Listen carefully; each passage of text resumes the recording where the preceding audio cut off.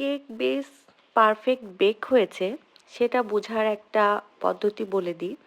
দেখেন এই যে মোল্ডের গায়ে কেকের যে বেসটা আমি তৈরি করেছি সুন্দর গা ঘেঁষে লেগে আছে। আর প্লাস কেকের যে উপরের পার্টটা সাইড দিয়ে দেখেন মসৃণ ক্র্যাক পড়ছে। মসৃণ ক্র্যাক, এটা হচ্ছে ক্র্যাক মানে অনেক বেশি ফেটে ফেটে গেছে তা না, সুন্দর দেখেন মসৃণ ক্র্যাক পড়ছে।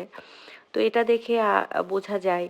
প্লাস কিছুক্ষণ পর যখন এটা ঠান্ডা রেস্টে রাখবেন তখন দেখবেন যে মোল্ড থেকে অটোমেটিক ছেড়ে আসছে বেসটা।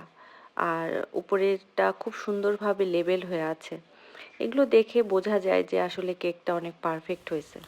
এছাড়াও পারফেক্ট কেক বেস হওয়ার কিছু টিপস আছে, সেই টিপসগুলো যদি আমরা ঠিকমতো ফলো করি তাহলে কেক বেসের আউটকামটা প্রপারলি পাওয়া যায়।